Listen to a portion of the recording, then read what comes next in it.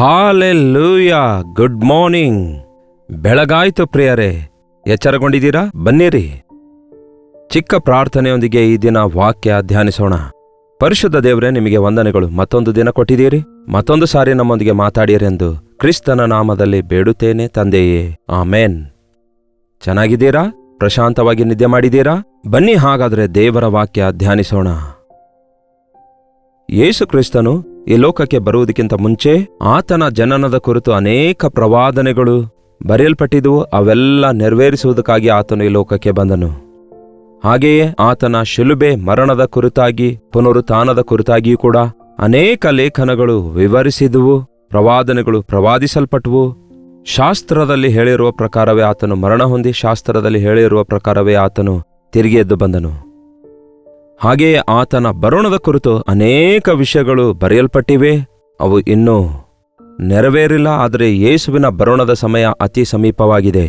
ಇನ್ನೂ ಆತನ ಜನನವನ್ನು, ಮರಣವನ್ನು, ಆತನ ಪುನರುತ್ಥಾನವನ್ನು ನಂಬದೇ ಇರುವಂಥವರು, ಆತನನ್ನು ಅಂಗೀಕರಿಸದೇ ಇರುವವರು ಆತನ ಬರೋಣದ ಸಮಯದಲ್ಲಿ,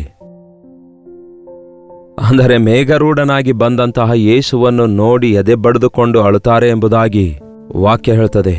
ಎಲ್ಲರೂ ಎಲ್ಲೆಡೆ ಮಾನಸಾಂತರ ಹೊಂದಬೇಕು ಎನ್ನುವುದಕ್ಕಾಗಿಯೇ ಯೇಸು ತಡ ಮಾಡ್ತಿದ್ದಾರೆ.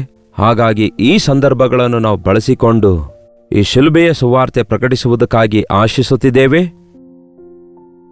ಯೇಸು ಕ್ರಿಸ್ತನ ಶಿಲುಬೆ ಮರಣದ ಕುರಿತಾಗಿ, ಆತನ ತ್ಯಾಗದ ಕುರಿತಾಗಿ, ಆತನ ಜೀವಿತದ ಕುರಿತಾಗಿ ನಾವು ಕೇಳ್ತಾ ಇರುವಾಗ, ಎಷ್ಟು ಪ್ರೀತಿಯುಳ್ಳ ದೇವರು, ದಯೆಯುಳ್ಳ ದೇವರು, ಎಷ್ಟರ ಮಟ್ಟಿಗೆ ನಮಗೋಸ್ಕರ ಆಹುತಿಯಾದನೆಂದು, ನಮಗೋಸ್ಕರ ಹೇಗೆ ಮರಣ ಹೊಂದಿ ತಿರುಗಿ ಎದ್ದು ಬಂದನೆಂದು ಈಗಾಗಲೇ ನೀವು ನಂಬಿದ್ದೀರಿ ಎಂದು ಅಪೇಕ್ಷಿಸ್ತೇನೆ. ಆತನ ಕುರಿತಾದ ಪ್ರವಾದನೆಗಳಲ್ಲಿ ಒಂದು ವಚನ ನಾನು ಓದಲು ಬಯಸ್ತೇನೆ. ಜಕರ್ಯನ ಪುಸ್ತಕ 13ನೇ ಅಧ್ಯಾಯ 7ನೇ ವಚನ ಓದುತ್ತೇನೆ, ಕೇಳ್ರಿ. ಖಡ್ಗವೇ, ನಾನು ನೇಮಿಸಿದ ಕುರುಬನೂ ನನ್ನ ಸಂಗಡಿಗನೂ ಆಗಿರುವವನಿಗೆ ವಿರುದ್ಧವಾಗಿ ಎಚ್ಚರಗೊಳ್ಳು. ಇದನ್ನೇ ಸೇನಾಧೀಶ್ವರನಾದ ಯೆಹೋವನು ನುಡಿಯುತ್ತಾನೆ. ಕುರುಬನನ್ನು ಹೊಡೆ, ಕುರಿಗಳು ಚದುರಿ ಹೋಗುವವು. ಖಡ್ಗವೇ, ನಾನು ನೇಮಿಸಿದ ಕುರುಬನ ವಿರುದ್ಧ ಎಚ್ಚರಗೊಳ್ಳು. ಕುರಿಗಳ ಕುರುಬನು ಯಾರು? ಯೇಸು ಕ್ರಿಸ್ತನು ಸ್ಪಷ್ಟವಾಗಿ ಹೇಳಿದ್ದಾರೆ. ನೋಡಿ ಪ್ರಿಯರೇ, ಯೋಹಾನ ಸುವಾರ್ತೆ 10ನೇ ಅಧ್ಯಾಯ ಯೇಸು ಹೇಳ್ತಾರೆ 14ನೇ ವಚನದಲ್ಲಿ ನೋಡಿ, ನಾನೇ ಕುರಿಗಳಿಗೆ ಒಳ್ಳೆ ಕುರುಬನು. ನಾನು ಕುರಿಗಳಿಗೆ ಒಳ್ಳೆ ಕುರುಬನು. ಆತನು ನಮ್ಮನ್ನು ಸೃಷ್ಟಿಸಿರುವ ಕರ್ತನು ನಮ್ಮ ಕುರುಬನೂ ಆಗಿದ್ದಾನೆ. ನಾವು ಆತನು ಮೇಯಿಸುವ ಕುರಿಗಳು, ಆತನ ಪ್ರಜೆಗಳು ಆಗಿದ್ದೇವೆ. ಆತನು ಸಂಬಳದ ಕುರುಬನಲ್ಲ. ಸಂಬಳದ ಕುರುಬನಿದ್ರೆ ತೋಳಗಳು ಬಂದ್ರೆ ಕುರಿಗಳನ್ನು ಬಿಟ್ಟು ಓಡಿ ಹೋಗ್ತಾನೆ. ಆದರೆ ಆತನು ಒಳ್ಳೆ ಕುರುಬನಾಗಿದ್ದಾನೆ. ಕುರಿಗಳನ್ನು ಕಾಪಾಡುವುದಕ್ಕಾಗಿ, ಕುರಿಗಳನ್ನು ಭದ್ರಪಡಿಸುವುದಕ್ಕಾಗಿ, ಅವುಗಳನ್ನು ನಡೆಸುವುದಕ್ಕಾಗಿ, ಅವುಗಳನ್ನು ಸಂತೈಸುವುದಕ್ಕಾಗಿ, ಅವುಗಳ ಗಾಯಗಳನ್ನು ಮುಚ್ಚುವುದಕ್ಕಾಗಿ ಒಳ್ಳೆ ಕುರುಬನು ತನ್ನ ಪ್ರಾಣವನ್ನು ಬೇಕಾದರೂ ಕೂಡ ಕೊಡಲು ಸಿದ್ಧವಾಗಿದ್ದಾನೆ. ಯಾರು ಯಾರಿಗೋಸ್ಕರ ಈ ದಿನಗಳಲ್ಲಿ ಪ್ರಾಣ ಕೊಡ್ತಿದ್ದಾರೆ ಹೇಳಿ? ಒಬ್ಬರ ಪ್ರಾಣ ಒಬ್ಬರು ತೆಗೆದುಕೊಳ್ಳುವುದರಲ್ಲಿ ಮಾತ್ರ ಅನುಭವಸ್ಥರಾಗಿದ್ದಾರೆ. ಒಂದು ವೇಳೆ ಮನುಷ್ಯರು ಮನುಷ್ಯರಿಗೋಸ್ಕರ ಪ್ರಾಣ ಕೊಟ್ಟರೂ ಕೂಡ ಅದು ಪ್ರಯೋಜನವಿಲ್ಲ. ಆದರೆ ಈ ಒಳ್ಳೆ ಕುರುಬನು ನಮ್ಮ ಯೇಸು, ಪಾಪವಿಲ್ಲದಂಥವನು, ಪಾಪಿಗಳಾದ ನಮಗೋಸ್ಕರ ಪ್ರಾಣವನ್ನೇ ಆ ಶಿಲುಬೆ ಮೇಲೆ ನಮಗೋಸ್ಕರ ಅರ್ಪಿಸಿಕೊಟ್ಟನು. ನಾನೇ ಕುರಿಗಳಿಗೆ ಒಳ್ಳೆ ಕುರುಬನು, ಮತ್ತು ಈ ಒಳ್ಳೆ ಕುರುಬನೇ ತನ್ನ ಕುರಿಗಳಿಗೋಸ್ಕರ ತನ್ನ ಪ್ರಾಣವನ್ನೇ ಕೊಡುತ್ತಾನೆ. ನಾನು ಕುರಿಗಳನ್ನು ತಿಳಿದಿದ್ದೇನೆ, ನನ್ನ ಕುರಿಗಳು ನನ್ನನ್ನು ತಿಳಿದಿವೆ, ಮತ್ತು ಕುರಿಗಳಿಗೋಸ್ಕರ ನನ್ನ ಪ್ರಾಣವನ್ನೇ ಕೊಡುತ್ತೇನೆಂದು 15ನೇ ವಚನದಲ್ಲಿ ಹೇಳ್ತಾರೆ ನೋಡಿ. ಆತನು ತನ್ನ ಪ್ರಾಣವನ್ನೇ ನಮಗೋಸ್ಕರ ಕೊಟ್ಟಿದ್ದಾನೆ.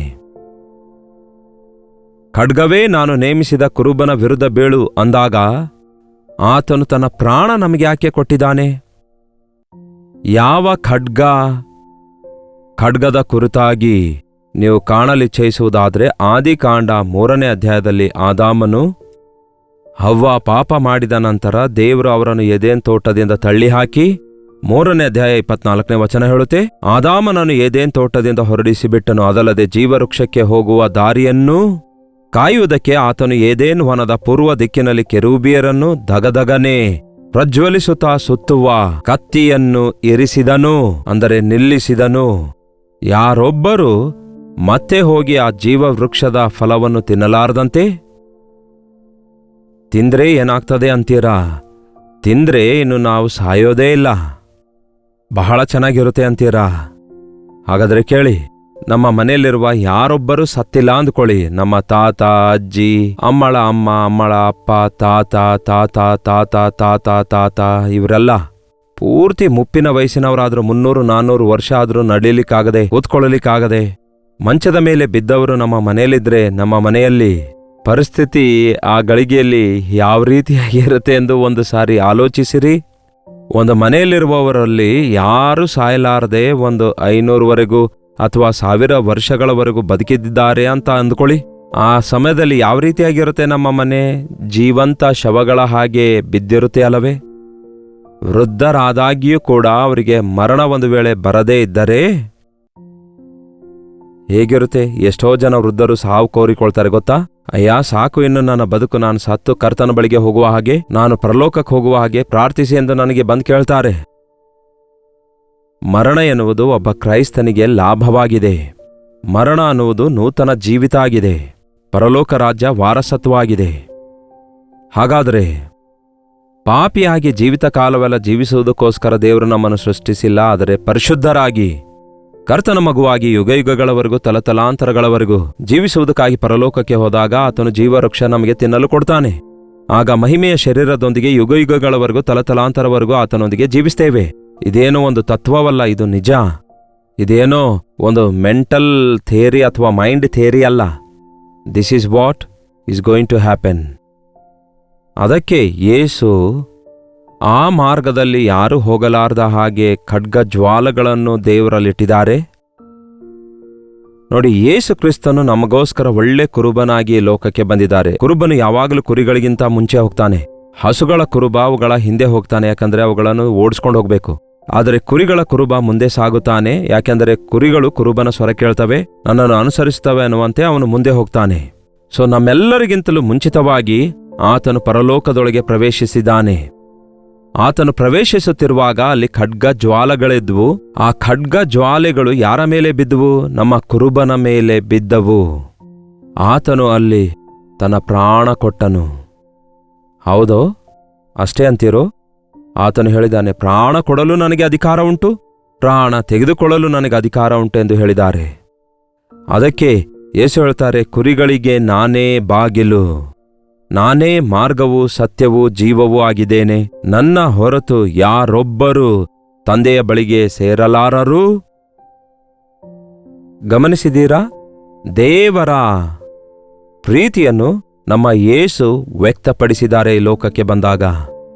ನೀವು ನಾನು ಸತ್ತರೆ ನಿತ್ಯ ನರಕಕ್ಕೆ ಹೋಗಬೇಕೆಂದು ನಮ್ಮ ಶಿಕ್ಷೆಯನ್ನು, ನಮ್ಮ ಪಾಪವನ್ನು, ನಮ್ಮ ಶಾಪವನ್ನು ಹೊತ್ತುಕೊಂಡು ಒಳ್ಳೆ ಕುರುಬನಾಗಿ ಲೋಕಕ್ಕೆ ಬಂದು ದಾರಿ ತಪ್ಪಿ ತಿರುಗುತ್ತಿರುವಂತಹ ನಮ್ಮೆಲ್ಲರನ್ನು ದಾರಿ ತೋರಿಸುವವನಾಗಿ, ವಿಶ್ರಾಂತಿಕರವಾದ ನೀರುಗಳ ಬಳಿಗೆ ನಡೆಸುವುದಕ್ಕಾಗಿ, ಹಸಿರು ಹುಲ್ಲುಗಾವಲುಗಳಲ್ಲಿ ನಮ್ಮನ್ನು ತಂಗಿಸುವುದಕ್ಕಾಗಿ, ಆತನು ನಮಗೆ ಕಾವಲು ಕೊಡುವುದಕ್ಕಾಗಿ ರಕ್ಷಕನಾಗಿ ಲೋಕಕ್ಕೆ ಬಂದು ಆತನು ಶಿಲುಬೆ ಮೇಲೆ ಯಜ್ಞವನ್ನು ಮಾಡಿದ್ದಾನೆ. ಮತ್ತೊಂದು ಸಾರಿ ಯೋಹಾನ 10ನೇ ಅಧ್ಯಾಯದಲ್ಲಿ ಹೇಳುತ್ತೆ,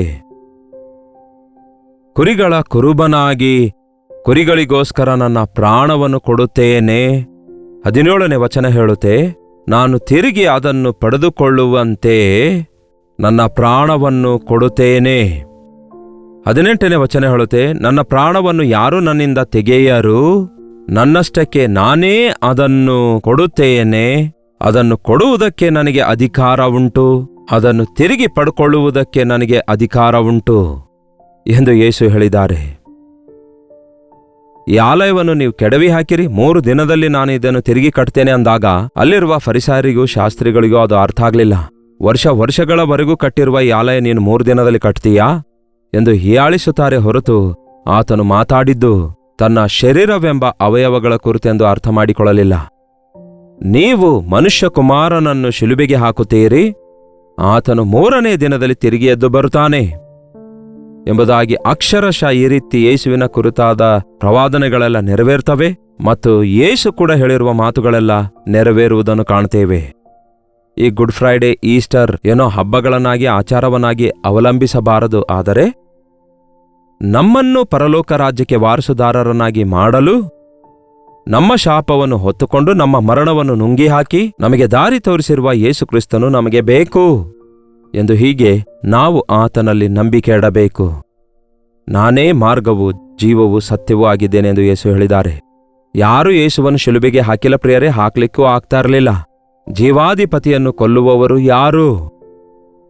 ನನ್ನಷ್ಟಕ್ಕೆ ನಾನೇ ಪ್ರಾಣವನ್ನು ಕೊಡುತ್ತೇನೆ, ಅದನ್ನು ತಿರುಗಿ ಪಡ್ಕೊಳ್ಳಲು ನನಗೆ ಅಧಿಕಾರ ಉಂಟು. ಅಷ್ಟಕ್ಕೂ ಗೆತ್ಸೆಮನಿ ತೋಟದಲ್ಲಿ ಯೇಸುವನ್ನು ಬಂಧಿಸಲು ಬಂದಿರುವಂತಹ ಸೈನಿಕರು ಆತನ ಸಮೀಪಕ್ಕೆ ಬರಲಿಕ್ಕಾಗಲಿಲ್ಲ. ಆತನನ್ನು ನೋಡಿದ ಕೂಡಲೇ ಕೆಳಗೆ ಬಿದ್ರಂತೆ. ಯಾರನ್ನು ಹುಡುಕ್ತಾ ಇದ್ದೀರಿ, ನಿಮ್ಗೇನು ಬೇಕು ಎಂದು ಯೇಸು ಕೇಳಿದ್ರೆ, ನಾವು ನಜರೇತಿನ ಯೇಸುವನ್ನು ಹುಡುಕ್ತಿದ್ದೇವೆ ಅಂದಾಗ ಆತನು ನಾನೇ ಎಂದು ಹೇಳಿ ಆತನು ತನ್ನಷ್ಟಕ್ಕೆ ತಾನೇ ಕೈಗಳನ್ನು ಕೊಟ್ಟು ಬಂಧಿಸಲ್ಪಡುತ್ತಾನೆ ಹೊರತು ಆತನನ್ನು ಬಂಧಿಸಲು ಯಾರಿಗೆ ಅಧಿಕಾರ ಉಂಟು?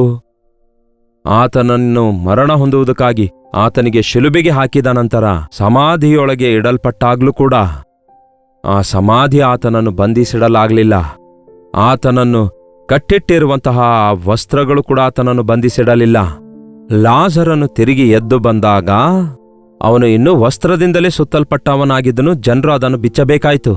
ಆದರೆ ಯೇಸು ಆತನಿಗೆ ಸುತ್ತಿರುವ ವಸ್ತ್ರಗಳೆಲ್ಲ ಅಲ್ಲಿ ಮಡಚಿಟ್ಟಿರುವಂತೆ, ಆತನ ಸಮಾಧಿಯನ್ನು ಮುಚ್ಚಿರುವಂತಹ ರೋಮನ್ ಮುದ್ರೆ ಹಾಕಿರುವಂತಹ ಬಂಡೆಯನ್ನು ಅಲ್ಲಿಂದ ತೊಲಗಿರುವಂತೆ ಯೇಸು ಸಜೀವವಾಗಿ ಹೊರಗೆ ಬಂದರೆಂದು ಸತ್ಯವೇದದಲ್ಲಿ ನಾವು ನೋಡುತ್ತೇವೆ. ಅಂದರೆ ಕಲ್ಲು ತೊಲಗಿಸಲಾರದೆ ಯೇಸು ಹೊರಗೆ ಬರಲಿಕ್ಕಾಗುವುದಿಲ್ಲವೋ? ಬರಬಲ್ಲನು. ಮುಚ್ಚಲ್ಪಟ್ಟಿರುವ ಸಮಾಧಿ ಇರೋದಾದ್ರೆ ಇನ್ನು ಒಳಗಿದ್ದಾರೇನೋ ಅಂದುಕೊಳ್ತಾರಂದ್ಕೊಂಡು ಆತನು ಅಲ್ಲಿಲ್ಲ, ಆತನು ಎದ್ದಿದ್ದಾನೆ ಎಂದು ಹೇಳುವುದಕ್ಕಾಗಿಯೇ ಆ ಬಂಡೆ ಉರುಳಿಸಲಾಯಿತೇ ಹೊರತು ಆ ಬಂಡೆ ಆತನಿಗೆ ಅಡ್ಡ ಬರೋದಿಲ್ಲ. ಆತನನ್ನು ಯಾರೊಬ್ಬರು ಬಂಧಿಸಲಾರರು. ಆತನ ಪ್ರಾಣವನ್ನು ತೆಗೆಯುವಂಥವರು ಯಾರೊಬ್ಬರೂ ಇಲ್ಲ. ಈ ಲೋಕದಲ್ಲಿ ಮನುಷ್ಯರು ನಮ್ಮ ಪ್ರಾಣವನ್ನು ತೆಗೆಯುವುದಕ್ಕಾಗಿ ಪ್ರಯತ್ನಿಸ್ತಾರೇನೋ, ಆದರೆ ನಿತ್ಯ ನರಕದಿಂದ ತಪ್ಪಿಸಬಲ್ಲಂತಹ ಕರ್ತನು ನಮಗಿರುವಾಗ ಅದಕ್ಕಿಂತ ಮಿಗಿಲಾದ ಹಾನಿ ನಮಗೆ ಯಾರು ಮಾಡಲಿಕ್ಕಾಗಲ್ಲ. ಅದಕ್ಕೆ ಯೇಸು ಹೇಳಿದ್ದಾರೆ, ನಿಮ್ಮ ಶರೀರವನ್ನೇ ಹಿಂಸೆಪಡಿಸುವವರಿಗೆ ನೀವು ಭಯಪಡ್ತಾ ಇದ್ದೀರಿ, ಆದರೆ ನಿಮ್ಮ ಆತ್ಮವನ್ನು ಶರೀರವನ್ನು ಎರಡೂ ನರಕದಲ್ಲಿ ತಳ್ಳಿ ಹಾಕುವ ಆತನಿಗೆ ಭಯಪಡುವುದಿಲ್ಲವೋ? ನಮ್ಮ ಯೇಸು ಸಜೀವವಾಗಿದ್ದಾರೆ. ನಾವು ಆತನ ಹೆಜ್ಜೆ ಜಾಡಿಯಲ್ಲಿ ನಡೆಯುವುದಾದರೆ ನಾವು ಸಜೀವವಾಗಿರ್ತೇವೆ. ಯೇಸು ಕ್ರಿಸ್ತನ ಮೇಲೆ ಆ ಶಾಪದ ಒಂದು ಖಡ್ಗ ಜ್ವಾಲೆ ಬಿದ್ದಿತ್ತು. ಅಲ್ಲಿ ಆತನು ತನ್ನ ಪ್ರಾಣವನ್ನು ಕೊಟ್ಟು ರಕ್ತ ಸುರಿಸಿರುವುದರಿಂದ ಈ ದಿನ ನಾವು ನೇರವಾಗಿ ಆತನ ಕೃಪಾಸನದ ಬಳಿಗೆ ಹೋಗಬಹುದು. ಆ ಶಿಲುಬೆಯ ಮೇಲೆ ಹಾಕಲ್ಪಟ್ಟಿರುವ ಎರಡನೇ ಕಳ್ಳನು, ಯೇಸುವೇ, ನೀನು ನಿನ್ನ ರಾಜ್ಯ ಪಡ್ಕೊಂಡು ಬರುವಾಗ ನನ್ನನ್ನು ನೆನೆಸಿಕೋ ಅಂದಾಗ ಯೇಸು ಹೇಳ್ತಾರೆ, ಈ ಹೊತ್ತೇ ನೀನು ನನ್ನ ಸಂಗಡ ಪರದೈಸಿನಲ್ಲಿ ಇರುವಿ. ಅಲ್ಲಿಯವರೆಗೂ ಕಾದುಕೊಂಡಿರುವಂತಹ ಪರದೈಸಿನಲ್ಲಿರುವ ವಿಶ್ವಾಸಿಗಳೆಲ್ಲರೂ, ಹಳೆ ಒಡಂಬಡಿಕೆಯ ಭಕ್ತರೆಲ್ಲರೂ ಯೇಸುವಿನೊಂದಿಗೆ ಪರಲೋಕದೊಳಗೆ ಪ್ರವೇಶಿಸಿದರು. ಈ ದಿನ ಶಿಲುಬೆಯ ಕುರಿತು ಧ್ಯಾನಿಸುತ್ತಿರುವಾಗ ಅಷ್ಟಕ್ಕೆ ಸೀಮಿತರಾಗಿರಬೇಡಿ. ಪುನರುತ್ಥಾನನಾದ ಕ್ರಿಸ್ತನ ಕುರಿತಾಗಿ ಜ್ಞಾಪಕ ಮಾಡಿಕೊಳ್ಳಿರಿ. ನನ್ನ ಯೇಸು ತನ್ನ ಇಷ್ಟಪೂರ್ವಕವಾಗಿ ನನ್ನನ್ನು ಕ್ಷಮಿಸುವುದಕ್ಕೋಸ್ಕರ ನನ್ನ ಮರಣವನ್ನು ನುಂಗಿ ಹಾಕುವುದಕ್ಕಾಗಿಯೇ ಈ ಲೋಕಕ್ಕೆ ನರಮನುಷ್ಯನಾಗಿ ಬಂದು ರಕ್ತ ಮಾಂಸದಲ್ಲಿ ಪಾಲುಗಾರನಾಗಿದ್ದಾನೆಂಬ ಸತ್ಯ ನಂಬಿರಿ. ತನ್ನ ಪ್ರಾಣ ಕೊಟ್ಟಿರುವ ಯೇಸು ತನ್ನ ಪ್ರಾಣ ತೆಗೆದುಕೊಳ್ಳುವ ಅಧಿಕಾರವುಳ್ಳವನಾಗಿರೋದ್ರಿಂದ ಮರಣವನ್ನು ಜಯಿಸಿ, ಸಮಾಧಿಯನ್ನು ಜಯಿಸಿ, ಮೃತ್ಯುಂಜಯನಾಗಿ ಎದ್ದು ಬಂದು ಆತನು ಇರುವ ಸ್ಥಳದಲ್ಲಿ ನಾನೂ ಇರುವ ಹಾಗೆ ಅತಿ ಬೇಗನೆ ಆತನು ಬರಲಿಕ್ಕಿದ್ದಾನೆ ಎಂಬುದನ್ನು ಜ್ಞಾಪಕದಲ್ಲಿಟ್ಕೊಳ್ಳೋಣ. ಪ್ರಾರ್ಥನೆ. ಪರಿಶುದ್ಧ ದೇವರೇ, ಪ್ರೀತಿಯುಳ್ಳ ತಂದೆಯೇ, ಇಂತಹ ದೊಡ್ಡ ದೇವರಾಗಿರುವ ನಿಮ್ಮನ್ನು ನಂಬುವ ಭಾಗ್ಯ ನಮಗೆ ಕೊಟ್ಟಿದ್ದೀರಿ. ನಿಮ್ಮನ್ನು ಅರಿತುಕೊಳ್ಳುವ ಅವಕಾಶ ನಮಗೆ ಕೊಟ್ಟಿದ್ದೀರಿ. ನಮ್ಮ ಮನೋನೇತ್ರ ತೆರೆದಿದ್ದೀರಿ. ಪಾಪಕ್ಕೂ ಶಾಪಕ್ಕೂ ಬಂದಿಯಾಳುಗಳಾಗಿ ನಿತ್ಯ ನರಕಕ್ಕೆ ಗುರಿಯಾಗಿರುವ ನಮ್ಮನ್ನು ವಿಮೋಚಿಸುವುದಕ್ಕಾಗಿ ಪರಲೋಕದ ದ್ವಾರಗಳನ್ನು ತೆರೆದು ನಮ್ಮ ಪಕ್ಷದಲ್ಲಿ ನಮ್ಮ ಪಾಪಗಳಿಗೋಸ್ಕರ ನೀವು ಮರಣ ಹೊಂದಿ ನಮಗೆ ದಾರಿ ತೋರಿಸಿದ್ದಕ್ಕಾಗಿ ವಂದನೆಗಳು ದೇವರೇ. ನಿಮ್ಮ ಸ್ವರವನ್ನೇ ಕೇಳುತ್ತೇವೆ, ನಿಮ್ಮನ್ನೇ ಅನುಸರಿಸುತ್ತೇವೆ ಯೇಸುವೇ. ನಿಮ್ಮನ್ನೇ ಹಿಂಬಾಲಿಸುತ್ತೇವೆ. ನಿಮ್ಮ ರಾಜ್ಯದ ವಾರಸುದಾರರಾಗಿ ನಿಮ್ಮೊಂದಿಗಿರುವ ಭಾಗ್ಯ ನಮಗೂ ಬೇಕಾಗಿದೆ ಎಂದು ಯಾರ್ಯಾರು ಈ ಸಮಯದಲ್ಲಿ ಆಶಿಸುತ್ತಿದ್ದಾರೋ ದೇವರೇ, ಅಂಥವರನ್ನೆಲ್ಲ ನಿಮ್ಮ ಕೃಪೆ ದಯಪಾಲಿಸಿರಿ. ಯೇಸು ನನಗೋಸ್ಕರವೇ ಮರಣ ಹೊಂದಿದ್ದಾರೆ, ತಿರುಗಿ ಎದ್ದಿದ್ದಾರೆ, ನನಗೋಸ್ಕರ ತಿರುಗಿ ಬರಲಿಕ್ಕಿದ್ದಾರೆ ಎಂಬ ಈ ಸುವಾರ್ತೆಯ ಸತ್ಯವನ್ನು ನಾವು ನಂಬುವುದಕ್ಕಾಗಿಯೂ ಮತ್ತು ಅನೇಕರಿಗೆ ಸಾರಿ ಹೇಳುವುದಕ್ಕಾಗಿಯೂ ನಿಮ್ಮ ಶಿಲುಬೆ ಮರಣ ಪುನರುತ್ಥಾನದ ಕುರಿತು ನಾವು ಮೇಲಿಂದ ಮೇಲೆ ಧ್ಯಾನ ಮಾಡ್ತಿರುವಾಗ ಇದು ಯಥಾರ್ಥವೆಂದು, ಇದು ಸತ್ಯವಾದದ್ದೆಂದು, ನಿಜವೆಂದು ನಾವು ಗುರುತಿಸಿ ನಂಬಿಕೆ ಇಟ್ಟು ನಿಮ್ಮ ಬರಣಕ್ಕೋಸ್ಕರ ಕಾದು ಎದುರು ನೋಡಲು ಸಹಾಯ ಮಾಡಿರೆಂದು ಕ್ರಿಸ್ತನ ನಾಮದಲ್ಲಿ ಬೇಡಿ ಹೊಂದಿದ್ದೇವೆ ತಂದೆಯೇ, ಆಮೇನ್. ನಮ್ಮ ತಂದೆಯಾದ ದೇವರ ಪ್ರೀತಿಯೂ, ಮಗನಾಗಿರುವ ಕ್ರಿಸ್ತನ ಕೃಪೆಯೂ, ಆದರಣೆಕರ್ತನಾದ ಪವಿತ್ರಾತ್ಮನ ಸಹವಾಸವು ಕೂಡಿ ಬಂದಿರುವ ನಮ್ಮೆಲ್ಲರ ಸಂಗಡ ಇಂದಿಗೂ ಹಾಗೂ ಸದಾಕಾಲಕ್ಕೂ ನೆಲೆಯಾಗಿರಲಿ, ಆಮೇನ್. ದೇವರಿಗೆ ಸ್ತೋತ್ರ. ನಿಮ್ಮ ಪ್ರಾರ್ಥನಾ ಮನವಿ 8939731313 ನಂಬರ್ಗೆ ಹಾಗೂ ಇತರ ದೇಶದಿಂದ ನೀವು ವೀಕ್ಷಿಸುವುದಾದರೆ ಕೊಡಲ್ಪಟ್ಟ ಇದೇ ನಂಬರ್ಗೆ ಒಂದು ಟೆಕ್ಸ್ಟ್ ಆಗಲಿ ವಾಯ್ಸ್ ಮೆಸೇಜ್ ಮುಖಾಂತರ ವಾಟ್ಸಪ್ ಕಳಿಸಿಕೊಡಿರಿ. ನಿಮ್ಮ ಪಕ್ಷದಲ್ಲಿ ನಾವು ವಿಜ್ಞಾಪನೆ ಮಾಡ್ತಿದ್ದೇವೆ, ನೀವು ಕೂಡ ಪ್ರಾರ್ಥಿಸಿರಿ, ಅದ್ಭುತವಾದ ಉತ್ತರವನ್ನು ಪಡೆದುಕೊಳ್ಳುವಿರಿ.